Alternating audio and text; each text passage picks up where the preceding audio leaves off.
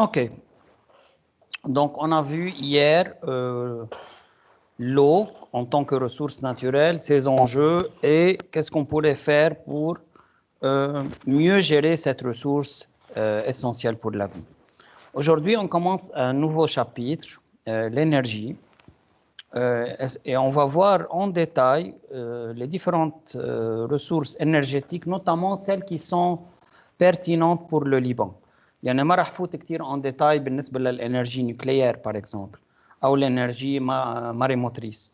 Mais on va voir les différents types d'énergie en général avec plus d'informations sur le type d'énergie qui est évident pour le Liban, qu'on pourrait utiliser au Liban. Les formes d'utilisation sont diverses pour l'énergie, comme vous le savez. On peut utiliser l'énergie directement en tant qu'hydrocarburant, que ce soit pour nos moteurs, pour nos voitures, pour la cuisine, comme le charbon, le gaz, et ainsi de suite, et même les excréments d'animaux. Bien sûr, l'énergie la plus commune, la plus utilisée pour divers types d'usages, est l'électricité. Donc, on a cette énergie qui est divisée selon le type d'utilisation, divers usages. On a vu déjà le chauffage, le fonctionnement des moteurs, l'éclairement et le fonctionnement de base de nos corps. Nous avons quand même une source énergétique pour qu'on puisse travailler et pour le maintien de notre corps. Et pareil pour les animaux. Quelles sont les ressources énergétiques majeures dans le monde? Bien sûr, les ressources énergétiques majeures restent toujours celles qui sont d'origine fossile, combustibles fossiles, type charbon, pétrole et gaz. Pourquoi? Parce que ce sont des énergies qui sont très faciles à produire, à extraire du sous-sol ou du milieu marin. Donc, ils ont une facilité d'obtention qui est relativement facile, à coût très appréciable, très bas. Ils ont une très grande commodité d'emploi puisqu'on peut les stocker, les transporter, les raffiner pour différents types d'usages avec une contribution de travail ou d'intervention humaine qui est relativement majeure. On fait, à part le raffinage pour le pétrole, il n'y a pas grand-chose qu'on fait en tant qu'intervention.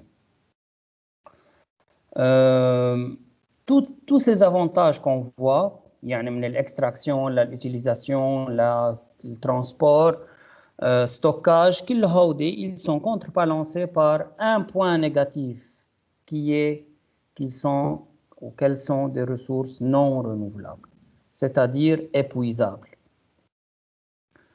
Il existe plusieurs types de pétrole brut. Plus un pétrole est visqueux, fluide, lourd, plus il est difficile à extraire et à traiter. Donc, plus il s'approche de l'asphalte, plus il est difficile à extraire. Plus il se rapproche du gaz, plus il est liquide, au lieu d'être fluide et visqueux, plus il est riche en ressources énergétiques et aisément exploitable. Donc, la petite histoire du pétrole, c'est qu'il a été découvert au milieu du 19e siècle.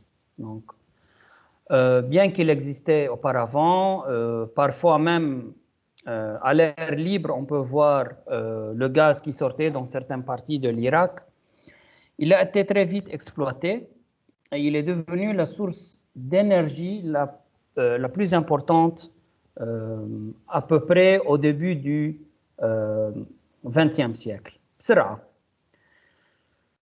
Tous ces progrès qui sont importants de la recherche en termes de synthèse et d'analyse chimique et de raffinement du pétrole vers le milieu du XXe siècle, on a pu, grâce à cette révolution industrielle et ces innovations technologiques, d'utiliser le pétrole presque partout.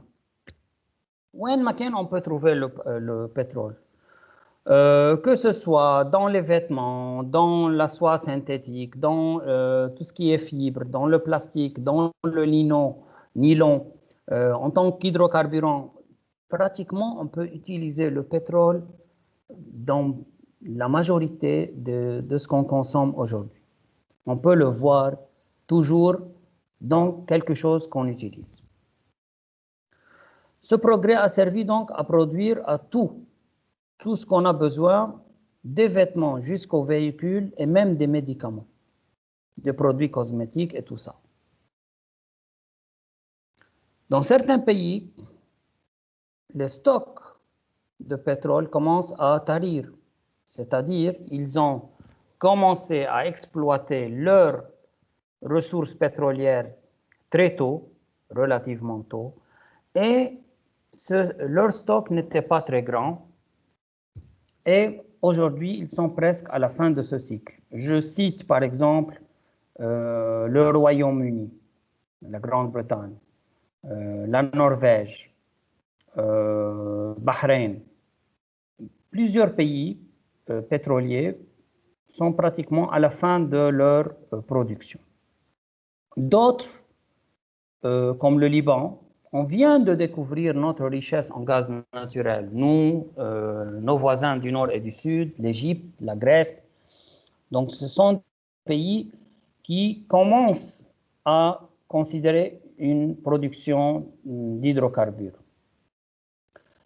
Les États-Unis, eux, ils ont visé surtout le fracage, ou, comme on a vu avant, la pyrolyse artificielle qui transforme le kérosène en pétrole, pour augmenter leur stock de pétrole et limiter leur dépendance sur les imports du pétrole, notamment des pays du Moyen-Orient.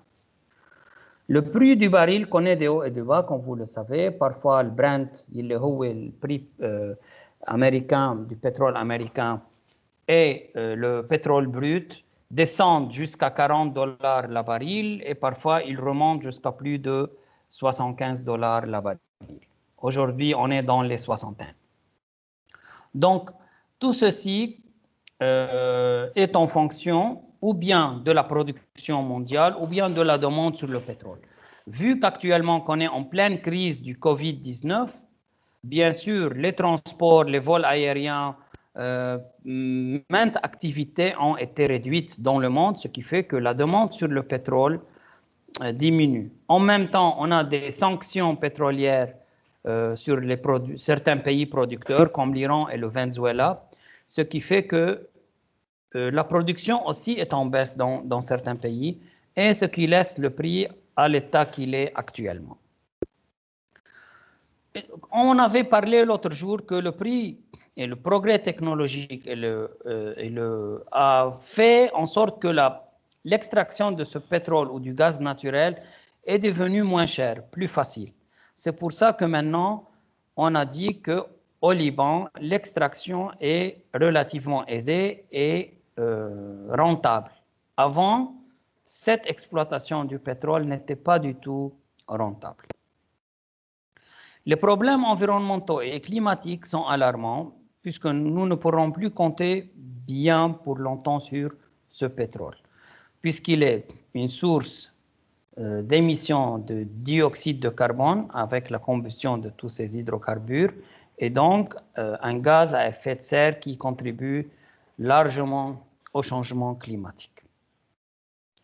Donc, dans les années 70, la guerre entre Israël et les pays arabes a fait en sorte que les pays arabes, pour une fois, ils étaient unis pour boycotter la production du pétrole vers les pays industriels qui étaient alliés avec Israël. Donc, dans les années 71-73, on a vu une hausse des prix du pétrole parce que la demande était forte alors que la production était faible. Depuis ce temps-là, ces pays industriels commençaient à penser à des alternatives pour le pétrole pour ne pas être sous la dépendance de la production de certains pays comme les pays arabes. Plus récemment, à partir des années 90, on est plus conscient sur les problèmes environnementaux liés au pétrole. Les coulées ou les nappes noires qui proviennent des navires qui transportent le pétrole ou bien des ports ou des raffineries. Par exemple, le cas du Liban, il y a 3 semaines, cette coulée cette nappe noire provenant d'Israël nous pollue nos côtes et nos ressources piscicoles.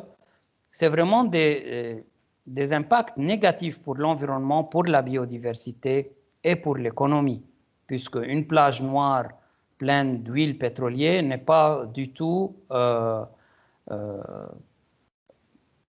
je voulais dire, elle n'est pas du tout attrayante pour les touristes qui veulent se baigner, ni même pour les tortues, ni même pour les poissons, et ainsi de suite.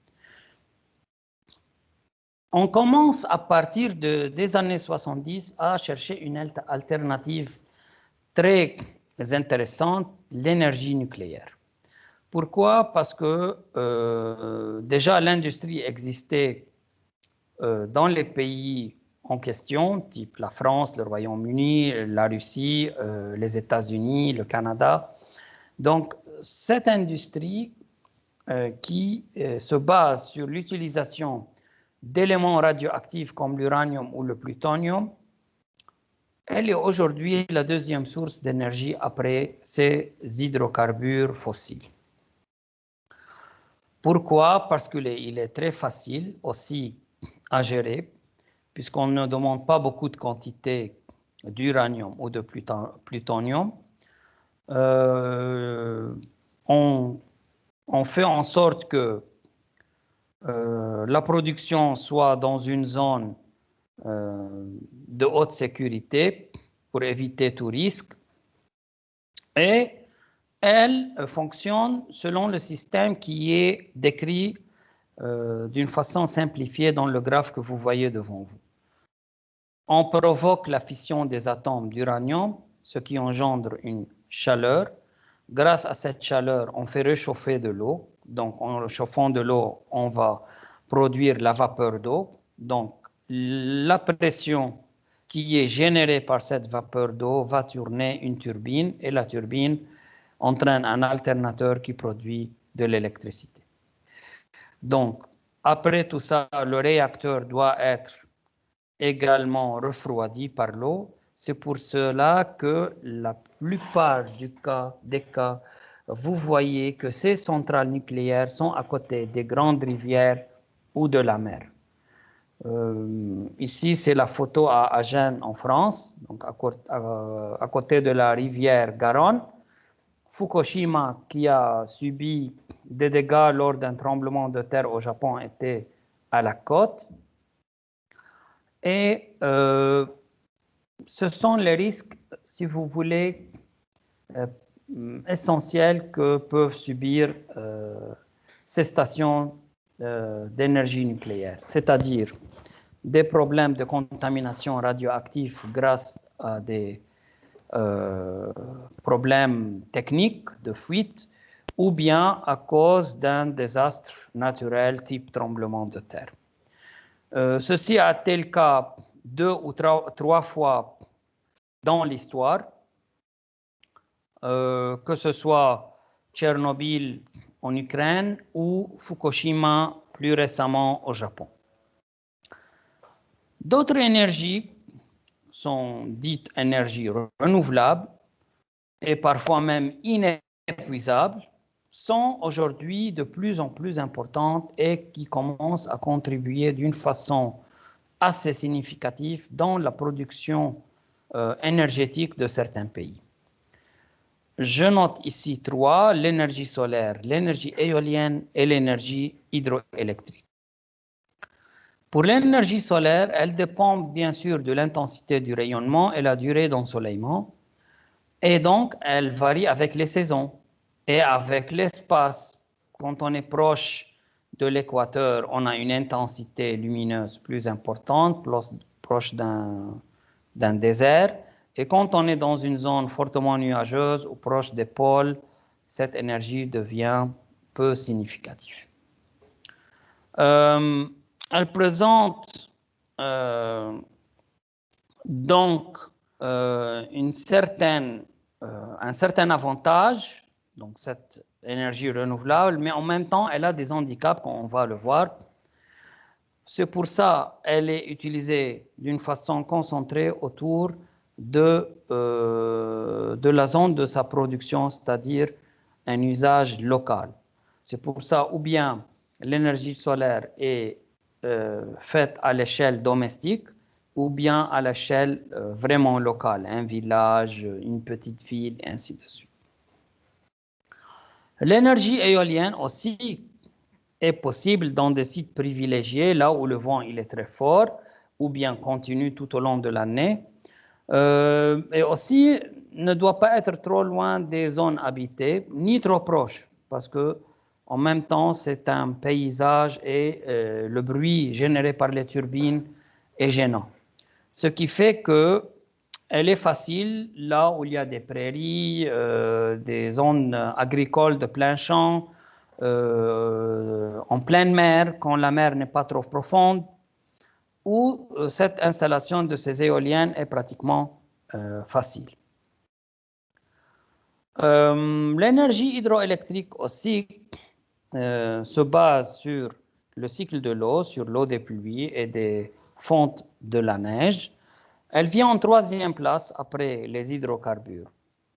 Donc, elle est en devant des deux autres énergies renouvelables qui sont l'énergie solaire ou éolienne. OK. En théorie, elle est renouvelable puisque l'eau suit un cycle continu. Mais en réalité, elle est limitée parce que cette eau doit être à la fois utilisée pour différents types d'usages, domestiques, agricoles, et la présence de l'eau et la possibilité de stockage dépendent des précipitations avec toute la variabilité climatique qu'on subit actuellement. Certaines années, on a beaucoup de pluie, d'autres années, on a une sécheresse prolongée. Ce qui fait que la production d'électricité devient aléatoire, même si on a des barrages pour stocker cette eau derrière et ensuite réguler la production d'électricité. Bien sûr, les barrages assurent une continuité de production, mais en même temps, ces barrages, ils ont une certaine durée de vie. Parce que avec l'érosion induite par les eaux de pluie et la sédimentation qui s'effectue au fond du réservoir d'eau derrière le barrage, après un certain moment, une partie du réservoir va être remplie de boue et donc va limiter la production d'électricité et la possibilité de stockage de l'eau. Mais jusqu'ici, dans toutes les références que vous allez voir, l'énergie hydroélectrique est toujours considérée comme étant une énergie renouvelable. Une nouveauté relativement par rapport aux autres, c'est la bioénergie qui est produite à partir de la biomasse. Quand on dit biomasse, ça inclut plein de types de produits agricoles, que ce soit le bois des forêts, les déchets agricoles, que ce soit les plantes ou le fumier des animaux, que ce soit les déchets urbains, type les déchets organiques qu'on génère chez nous. Tout ce genre de produits peut servir à la production d'énergie. Donc, elle se base aussi à la combustion, à la fermentation de ceux-ci. Ou bien on fait une fermentation, on génère un gaz comme le méthane, ou bien on fait une combustion qui génère de l'électricité, de l'énergie calorifique en même temps. Mais pour pouvoir produire une bioénergie, il faut déjà assurer les ressources en déchets, en bois, en fumier, tout ce que vous voulez, et assurer leur transport sur le site où on a ou bien la digestion du gaz, la fermentation, ou bien l'incinération qui produit l'électricité. Pour la biomasse, renouvelable, oui, mais ça ne veut pas dire qu'elle est inépuisable, puisqu'on sait très bien que les surfaces agricoles sont limitées, les quantités de bois générées par les forêts ne sont pas illimitées, inépuisables, et de même les déchets liés à la production animale, agricole ou les déchets domestiques. Ça veut dire qu'elle est renouvelable, oui, mais elle a ses limites en termes de quantité. Oui, mais c'est bien pour l'économie. يعني فينا نعملها هون بلبنان إذا هيك ما بنعرف شو بدنا نعمل بالزبالة والدولة ما عم تعمل شيء. كتير كنت عم بسأل حالي آخر فترة إنه ليه ما بتلتجئ لهالطريقة بيوغاز كرمال تطور الكهرباء وهيك بتكون عم بتعالج أزمة الزبالة. بأمريكا هيك عم يعملوا كرمال يعالجوا ال climate change. عم يستعملوا الدشة كرمال يطلعوا كهرباء. Oui, c'est vrai. Déjà, chez nous, à Niamey, on produisait le méthane et ce méthane générait l'électricité. Mais même dans ce cas-là, quand on utilise un site pour l'enfouissement des déchets, pour pouvoir faire la fermentation et produire le gaz, même le site, il a une certaine capacité limite. يعني بيوصل لوقت بينتلي مثل ما صار بمطمر النعمة بنضطر نوقفه لو عم نستفيد وعم نطلع كهرباء. نفس الشيء بغير محل. Bien sûr, ça pourrait être une solution pour les déchets organiques au Liban, quitte à déjà faire un recyclage pour une partie, faire un triage déjà à la source, yani, domestique, à la maison, où on sépare les matières organiques des matières qui sont possiblement réutilisables ou recyclables. يعني وقت نفصل الكرتون والنيلون والالومنيوم وكل هالأخبار عن الدéchets organiques à la maison, le transport pourrait être plus facile parce que déjà on élimine une partie du volume et plus économique. يعني ما بيعود يكلفهم هن فرز ويرجعوا بعدين ينجوا. Si on veut faire ceci sans triage préalable à la maison, ça va générer des coûts qui ne vont pas rendre ce genre de production de bioénergie rentable. Donc, تيكون rentable وتوفي معه حدا يجي يستثمر بهذا المجال. déjà بدي الاقي سيت اقدر اعمل فيه هالانسينيراسيون او هالفرمنتاسيون والناس ما يعارضوا, وبدي الاقي des sources où les déchets sont déjà triés pour assurer un transport et une production d'énergie assez efficace. On a aussi, à part les déchets, que ce soit agricoles, animaux ou domestiques, et le bois des forêts, on a également des cultures dites énergétiques, c'est-à-dire pour produire des biofuels, qui entrent actuellement en compétition avec certaines denrées alimentaires sur l'espace. هذا اللي عم نحكي compétition. يعني, disons, je suis au Brésil, j'ai le choix de planter la canne à sucre pour la production de sucre, ou bien de produire la canne à sucre pour la production d'éthanol pour les voitures.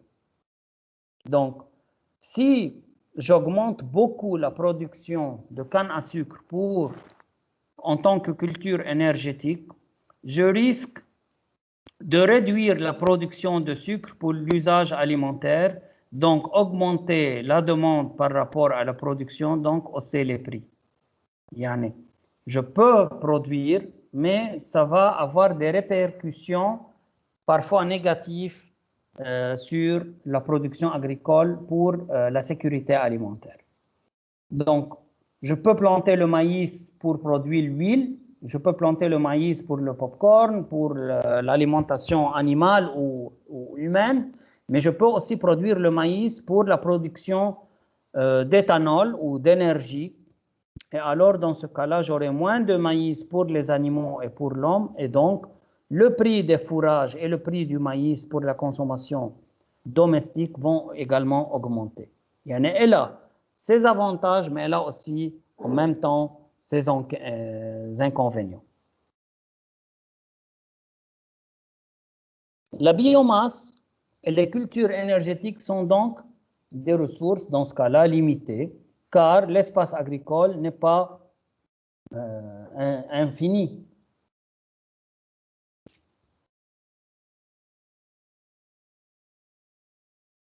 Cette biomasse, elle peut être une alternative au pétrole. Si je prends par exemple le cas du Brésil, au Brésil, un tiers des voitures machinent à l'éthanol qui est produit des cultures de canne à sucre. Donc, ils ont réduit de un tiers l'utilisation du pétrole ou du gaz, tout simplement. Elle est renouvelable, parce qu'elle n'est inépuisable. Elle n'est pas du tout polluante si on l'utilise bien et sans mettre en concurrence avec les surfaces agricoles. Les organismes aussi peuvent devenir des sources d'énergie.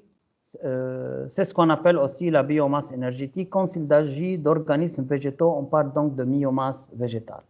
يعني بنطلع البيو-éthanol. Les déchets agricoles, مثل ما حكينا, ils peuvent aussi servir. aussi les déchets des forêts. يعني من بعد ما نشحل الشجر فينا نفرم كمان les petites branches et les feuilles et les mettre avec d'autres résidus agricoles comme les résidus de l'extraction de l'huile d'olive et faire des briquettes qui pourraient servir pour le chauffage domestique. Et c'est des produits qui sont actuellement en vogue au Liban et utilisés surtout par les réfugiés et dans les villages du Mont-Liban ou du Sud ou du Nord.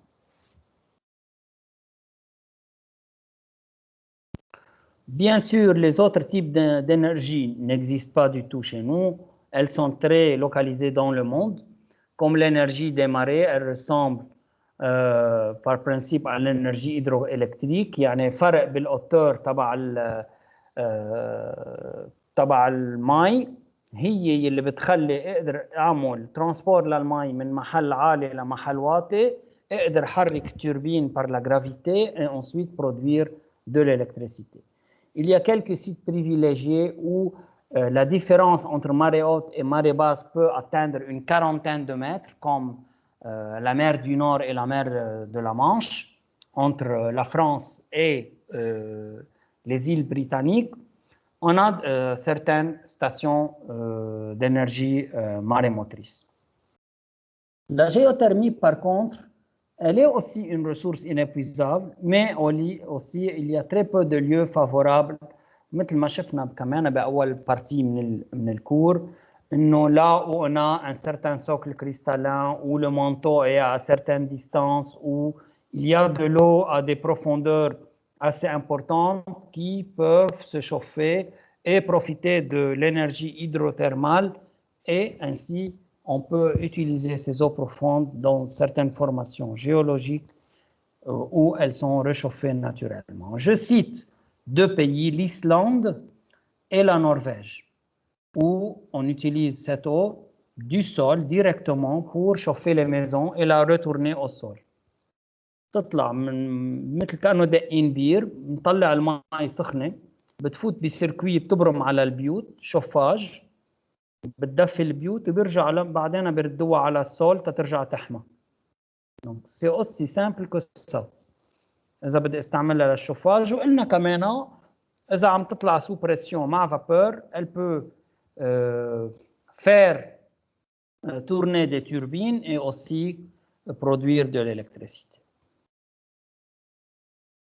نبلش بالhydroélectricité puisqu'on a cette ressource au Liban. Actuellement, elle produit au Liban entre 5 et 10 ou 12% de l'énergie électrique générée au Liban selon les années et la capacité de remplir les réservoirs existants, les barrages. Elle est la première source renouvelable et la troisième au monde, من بعد الهيدروكربوران ومن بعد النيوكليير. سوري من بعد الشربون من بعد الهيدروكربوران. À peu près, on a plus de 3500 TWh qui sont produites annuellement. Pour mesurer la puissance hydroélectrique, pour savoir quel est le potentiel de production si on a un réservoir rempli d'eau, il suffit de calculer par la formule que vous voyez devant vous, où P est la puissance en kilowatts, Q, le débit moyen de l'eau mesuré en mètres cubes par seconde, le débit que vous voyez dans la photo, اللي بيطلع لما بدي اسحبه بس اكيد مش لبرا لما بيطلع بقسطري اللي بدي ينزله على التوربين. بعدين في la masse volumique de l'eau 1000 kg par mètre cube. H, la hauteur de la chute en mètres. Donc la hauteur de la chute مش بس الhauteur تبع البراج اللي شايفينها، هي الhauteur تبع السورتي من البراج اللي بينزل فيها المي باكودوك لحديت ما اوصل للتوربين اللي بتكون بعد اوطى، اللي التوربين اللي بدها تحركها المي grâce à la force de gravité en descendant. Donc la chute en mètres. J'ai la constante de gravité et R est le rendement de la centrale qui est toujours compris entre 0,6 et 0,9. ليش في عندي rendement de la centrale؟ لأنه قلنا même pour produire de l'électricité, on a besoin de l'électricité, on a besoin de l'énergie. Donc في عندي consommation للcentrale électrique بحد ذاتها، plus en descendant l'eau va être en contact avec les parois de l'aqueduc, التويو الكبير اللي نقلها، donc في force de frottement، وهالforce de frottement بدها تخفف من السرعة وبتخفف من الدبي. donc كل هودي محسوبين، بيبقى لي من هالانرجي entre 0,6 و 0,9% حسب قد ايه عم بعمل entretien للتوربين وللباروا وللاكودوك وكل السيستم دو برودكسيون. دونك بهالطريقه بنقدر نعرف كل ستاسيون هيدروالكتريك قد ايه elle peut fournir en termes de puissance hydroélectrique. كمان شغله كثير يمكن عم ينحكى فيها وكل العالم تسمعوا عنها، قصه السدود. Déjà, il faut savoir si les barrages vont être remplis d'eau. يعني مش يطلع لنا سد مثل سد المسايلحة بضل فاضي. عم نحكي إذا امتلأ السد. Déjà, هيدي الكولون الافانتاج أو الكولون تبع الليميت en prenant cette déjà assumption comme quoi le barrage est rempli d'eau. Yani, du point de vue géologique et climatique, on est capable de remplir le réservoir derrière ce barrage. Les avantages de cette énergie hydroélectrique, donc on a tout d'abord la capacité de moduler, de gérer la production d'électricité, de la régler, puisque l'eau doit être stockée derrière un réservoir. يعني بصير أنا بعير ساعة اللي بدي إمتى بدي أعمل برودكسيون إلكتريك وإمتى ما بدي. في أقرر مثلا ما أعمل السنة برودكسيون وسكر البراج وسنة الجاي أعمل برودكسيون على طول السنة، ما حدا بيمنعني. هيدي 1. 2. On a des avantages économiques qui permettent de rentabiliser ces investissements car la ressource hydraulique est gratuite et les frais d'entretien sont réduits. لما أعمل ريزرفوار وبراج ما عنده شيء maintenance، ما عنده كلفة entretien، ما عم بعمل شيء. بحيرة أو في قدامها سد من البيتون خلصت، ما بده صيانة. الصيانة كتير مينيم للتوربين، بنظفها لوبريفيون، يمكن الأساطر بنتبه إنه ما يسدوا، c'est tout. 3. L'eau stockée dans des lacs artificiels peut être utilisée à d'autres fins. On peut produire des poissons dans les lacs, on peut faire de l'écotourisme, on peut l'utiliser cette eau pour usage domestique ou agricole, plein de choses. Donc, on a tout un écosystème et toute une économie qui pourrait être créée avec ces lacs artificiels. Finalement, les barrages permettent de réduire les risques de crues et d'inondations en aval. ليه؟ لأنه برجع لأول point. بما أنه أنا j'ai le contrôle sur le débit d'eau qui sort du barrage, je peux éviter tout genre de risque d'inondation en dessous, en aval. Par contre, Ce type d'investissement, ce type d'énergie a ses limites et ses inconvénients. Tout d'abord, la construction de barrages est caractérisée par des investissements d'autant plus élevés que la hauteur de chute est importante. ليه؟ لأنه الكو لك بعدين وراه ما بكلف شيء. Normalement, je choisis un site où le sol et les rochers sont imperméables.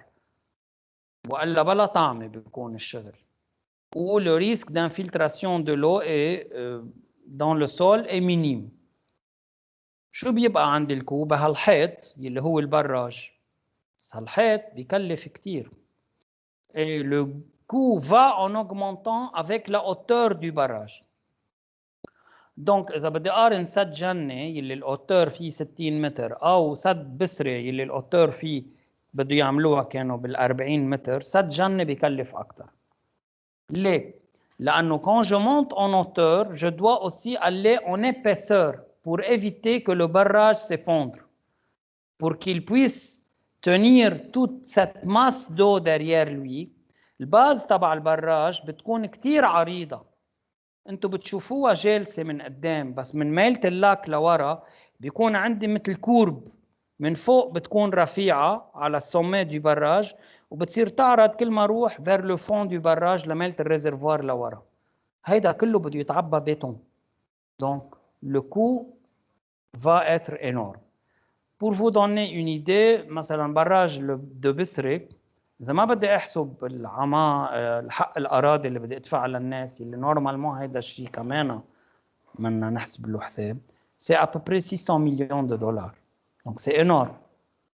Ces dépenses d'investissement diffèrent fortement selon les caractéristiques de l'aménagement et les dépenses annexes liées aux contraintes sociales et environnementales, en particulier le coût des terrains expropriés.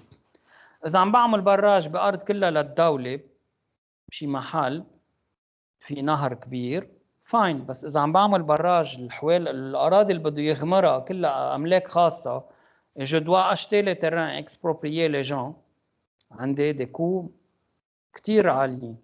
D'autant plus que si j'ai même des villages qui vont être emportés par l'eau، يعني رح يكونوا كلهم سوا engloutis sous l'eau. Par exemple, le barrage des Trois Gorges en Chine, ils ont dû créer des villes pour 3 millions d'habitants qu'ils ont expropriés et qu'ils ont déplacés de la vallée qui a été engloutie sous le réservoir d'eau. وهيدا كله annexe بنعتبره accessoire على البراج الأساسي. انه نقوا يعملوا سد بمحل في ضيع مثل ما هي ومدن مثل ما هي، واضطروا يرجعوا يخلقوا لهم بيوت وينقلوهم عليهم. وهيدا كله كو بينزاد. هيدا عم نحكي بس كو économique. بعدين on a des contraintes sociales. C'est difficile d'arracher les gens de leur terrain, de leurs souvenirs d'enfance, de leur milieu où ils se sont habitués à vivre, tout هيك soudainement, pour les amener dans un autre site totalement différent pour eux. Les risques environnementaux, هودي بالM2 بنحكي عنه. On a des espèces qui vont disparaître, des populations de plantes, d'animaux, de poissons, des cycles de migration de certains poissons entre l'amont et l'aval de la rivière qui vont être brisés, des économies d'échange entre l'amont et l'aval, des pêcheurs qui vivent sur la rive de cette rivière. Tout ça va disparaître. Des terrains agricoles fertiles au fond des vallées, tout ça va disparaître. On ajoute à ceci encore d'autres problèmes comme les fluctuations annuelles liées à la variabilité des précipitations et de la fonte de neige.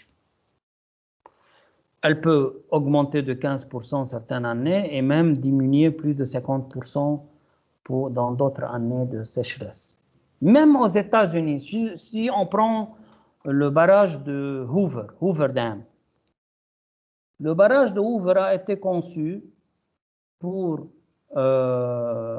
une capacité X et depuis sa construction, il n'a jamais eu la chance de remplir tout le réservoir. On avait toujours au maximum 30% qui manquait toujours.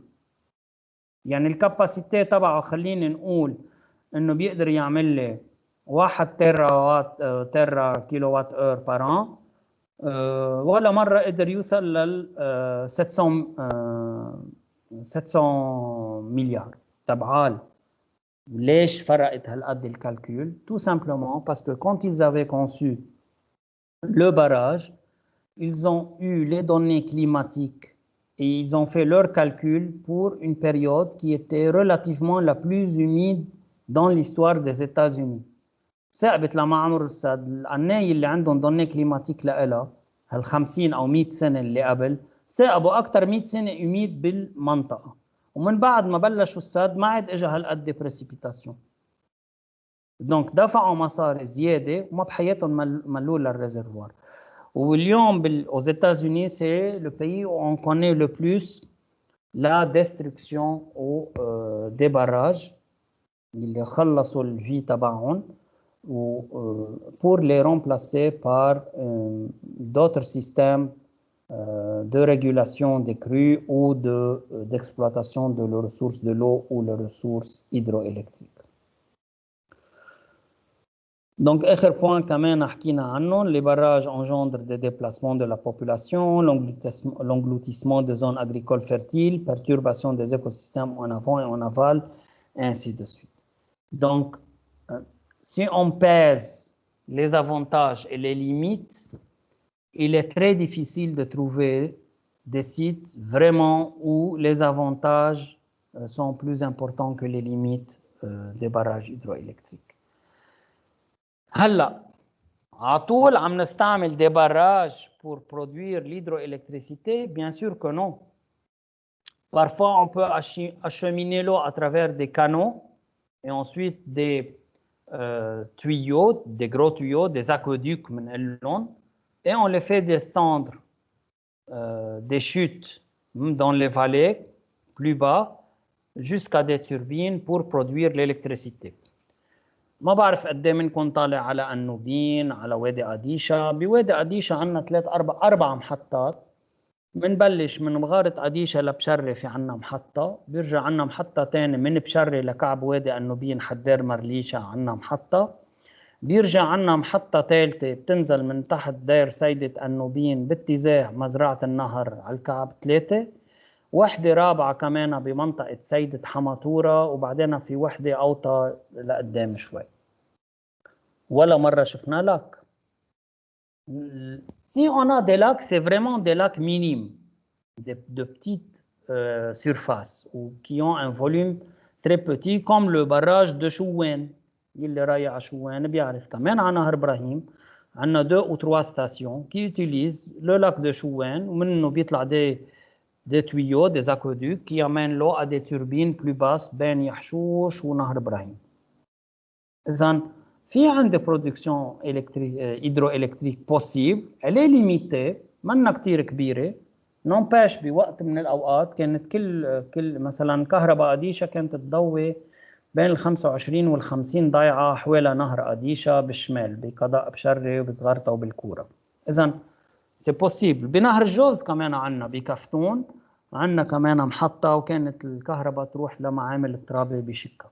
إذن في عنا بعيون السمك في كمان وحدة على نهر البارد اللي اللي طالع على عيون السمك، واللي بتشوفوش الليل هي المي اللي بتزيد عن الأكوديك بيفلتوها لبرا. Ce n'est pas un vrai une vraie cascade, c'est une cascade artificielle. Oui. طيب دكتور، إذا عنا كل هول ليه عنا مشكلة كهرباء بلبنان؟ لأنه هودي ريفير أنت عم تستعمل المي لكذا شغلة، مش حاططها ورا براج كبير بتعمل كهرباء وبعدين بتاخدها للزراعة. عم تروح قسم ديجا أنت بدك تسقي جناين التفاح وهودي أونامون بالجبل ببشري بإهدين بالعقورة، ما رح يبقى لك من السورس كتير مي. في ناس بدها تشرب، كلنا بنعرف مثلا الجبال أو الدامور أو علي بيشربوا من نبع الصفا، من نبع أفقى، من هالينابيع الكبيره. دونك بيبقى لك مي كثير قليله تقدر تستعملها بالهيدرو الكتريسيتي. هيدي المي اللي بلشت من ايام الفرنسويه ولليوم وصار بدها مانتيان، خلينا نحط هون الافيكاسيتي 0.6 المينيموم، فيها بعد تزيد 30% من ستاسيون ديجا اكزيستون. بس entre temps la population augmente, la demande pour l'agriculture augmente, l'eau qui te reste au Liban, un pays qui n'est pas vraiment riche en eau comme la France, l'Allemagne, les États-Unis ou tout ça, elle est à peine suffisante pour notre usage domestique et agricole. يعني اللي بدها تروح للبرودكسيون هيدروإلكتريك إذا عم تعطينا 5 à 10% c'est déjà bien. ما عندنا بوتنسيال نطلع أكثر إلا إذا بلكي اشتغلنا على العاصي. مالوريزمون على العاصي ما عندك دينيفلي، ما عندك فرق بالأوتور من النبع للحدود كافية تتولد هالإلكتريسيتي المهمة. Par contre, on a ce potentiel sur le ليتاني، ومشروع الليتاني كان بعد بيلحظ سد بوادي الخردلة. يعني انتوا نازلين من النبطية تطلعوا على مرجع عيون بكعب الوادي تحت، بدي نعمل سد هونيك بعد فينا بلكي نزيد البرودكسيون دالكتريسيتي هيدرو الكتريسيتي بلبنان. بس ابارسا ما عندنا بقى كثير عن جد شويات بلبنان للبرودكسيون هيدرو الكتريك. ما بعرف اذا بجنة رح يكون في برودكسيون، بصراحة ما عندي فكرة.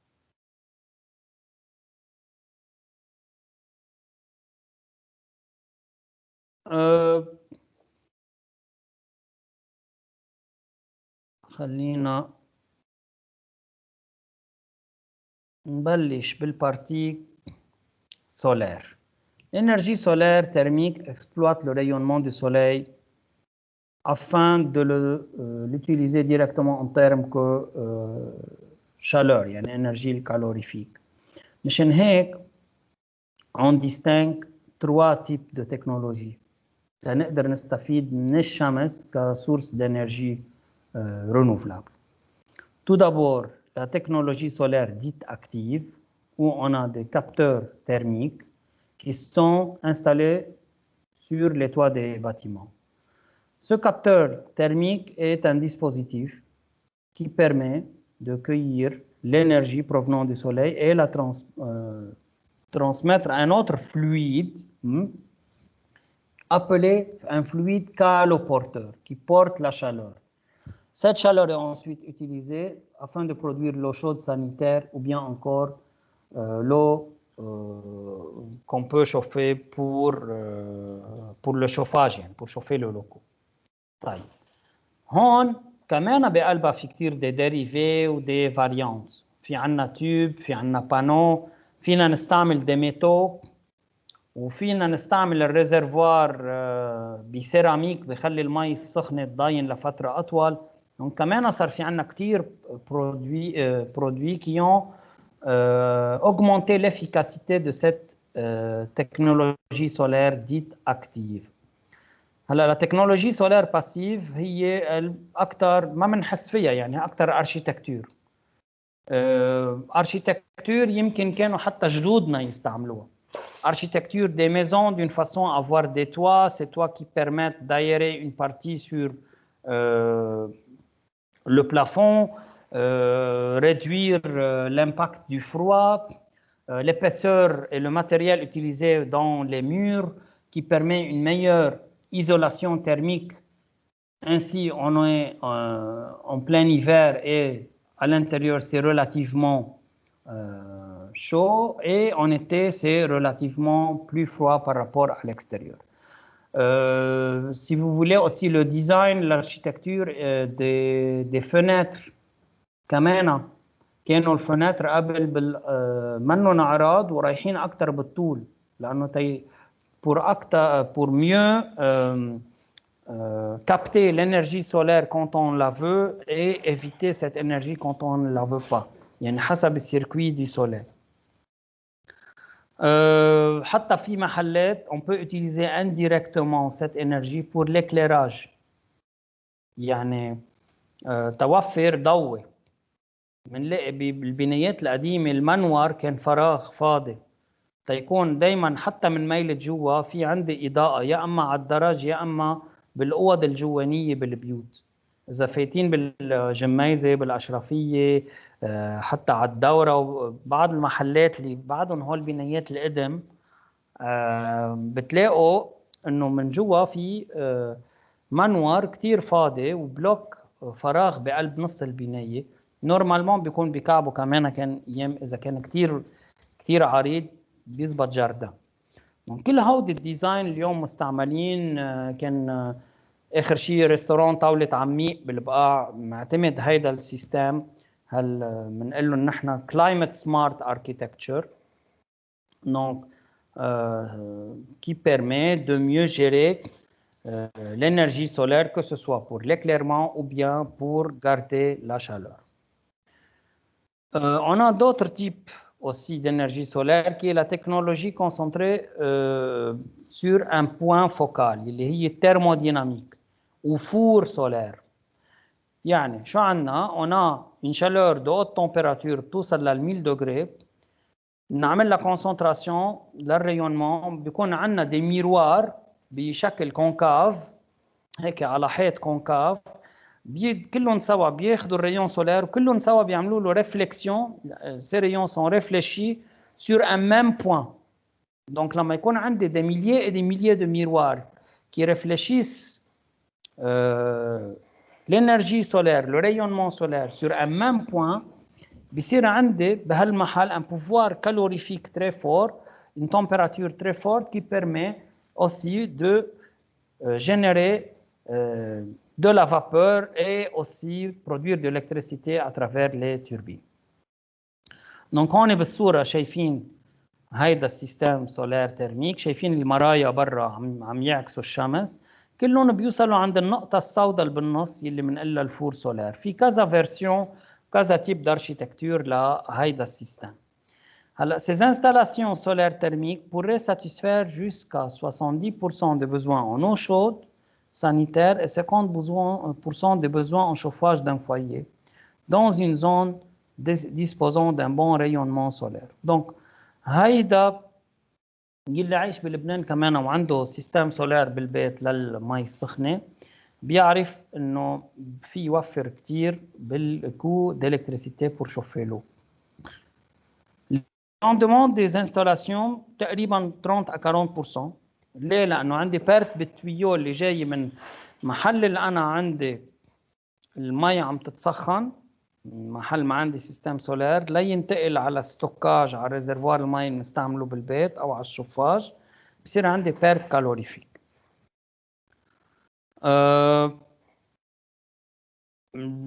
Un système solaire donc اللي عم نحكي عنه à concentration thermodynamique doit être dans une région vraiment ensoleillée et qui permet d'avoir tous ces miroirs qui convergent les rayons réfléchis vers ce four où on a le fluide caloporteur.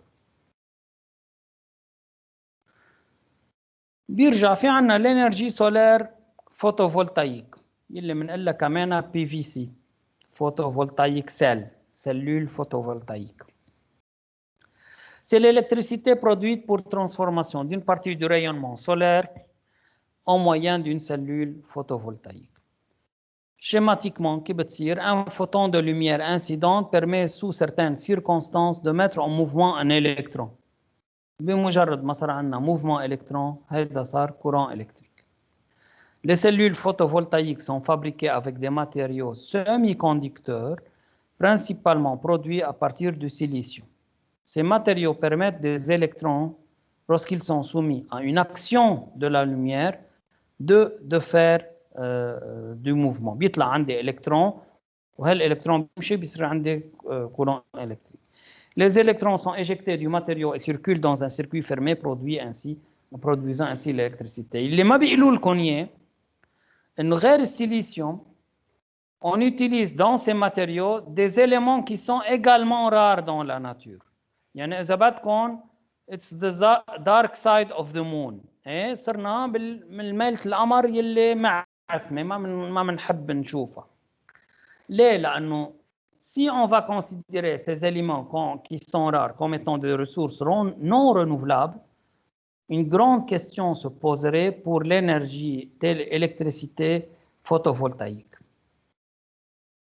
Donc, قد ايه رح يصير اعتمد الكهرباء اللي بتجي من الشمس انها ressource renouvelable. C'est une grande question based على التكنولوجيا اللي هلا ماشي بالعالم. En 2014 كنا وصلنا لل 160 presque 200 تيراوات اور d'électricité اللي هن كلهم سوا ما بيطلعوا 0.8% de la production mondiale. هيدا السيستم كيف بيمشي، كيف الكونتاكت بيمشي، كيف بيصير في عندي الجنراسيون دي بورتور واللي بيحركوا هون الالكترون بينزلوا على الزون دو كونتاكت بلو بصير عندي كورون الكتريك. La puissance dite crête d'une installation photovoltaïque exprimée en watts est la puissance maximale. Watt تبع الكريت البيك يعني capteur bien orienté, bien incliné, sans ombrage, واصل لهم الريون سولار مضبوط qu'elle peut produire sous un ensoleillement donné. يعني هيدا puissance maximale. L'efficacité des panneaux diminue lorsque la température augmente. انتبهوا لهيدا. مش معناتها إذا كانت الحرارة عالية يعني بالضرورة بستفيد كتير عم نحكي مش شوفاج دولو، عم نحكي فوتوفولتايك سيل، يعني الانرجي فوتوفولتايك اللي بتطلع الكتريسيتي من بهيدي الحالة lorsque la température augmente, l'efficacité diminue. Il existe donc peu d'installations au milieu désertique. هالقد. On leur préfère en général des installations solaires thermodynamiques اللي مثل ما شفناها قبل يعني على point focal dont le rendement croît pour sa part avec la température. مشان هيك بالمغرب عندهم مثل ما شفنا بالصورة اللي قبل أو dans les déserts américains et australiens. Par contre الانرجي سولار لتولد كهرباء بتلاقوها أكثر بألمانيا يلي أبداً ما فيها شوب ومش بالضرورة في انسوليمون عالي. Même une lumière diffuse elle est aussi utilisée pour la production photovoltaïque. كمان هون في عنا الافونتاج والانكونفينيون. l'énergie solaire oui بس يعني هي elle est en fonction de l'intensité de la lumière, on peut dire. De l'intensité de la lumière et مش densité. intensité. L'intensité de la lumière est أكيدة بس ما كتير إلها علاقة بالتمبيراتور كتمبيراتور. صحيح بيكون بالدزير عندي intensité عالية لللومير بس التمبيراتور كمان بتكون عالية والتمبيراتور عندها إفيه نيجاتيف عليها على الإفيكاسيتي تبعها. داكور ميرسي. دونك إذا كنت بمحل بس شتوية وعندي شمس هيدا الإيديال. لافونتاج كمان قلنا انه الي على الشيل ايمان في اعمل ديزاين على قد البيت انا انتج كهرباء او سخن مي. وهيدي شغله كثير منيحه لانه الني با كمان بوليونت مثل ما قلنا. منبلش وقت ما نبلش برودكسيون الكتريسيتي او نسخن مي ببطل عندي بوليسيون. هي البوليسيون بس لما بدي صنع البانويات. Les panneaux solaires ont une durée de vie de 20 à plus de 30 ans et sont presque totalement recyclables puisqu'ils sont faits ou bien de céramique ou bien de matière de fibre ou bien de verre. يعني على الحالات كلها recyclable. Les panneaux photovoltaïques peuvent être utilisés à des fins domestiques de petite échelle ou à des fins industrielles de grande échelle. يعني tailored حسب قد ايه بدنا customized. الانستالاسيون سولار تيرميك sont relativement bon marché حتى بلبنان صرنا نشوف منهم كثير لتسخين المي وحتى صار كان في قبل الأزمة كثير facilitation من قبل البنوك.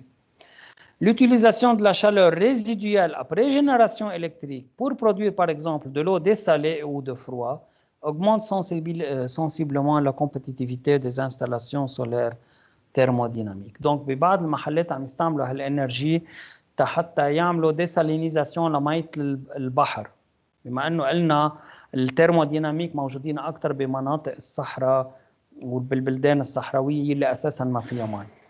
دونك هيك بيزيدوا الافيكاسيتي تبعهم تيبخروا المي يرجعوا يستعملوا المي بعدين يوزاج بوتابل او دوميستيك وبذات الوقت عم يطلعوا الكتريسيتي. دونك بيكونوا صابوا عصفورين بفرد حجر.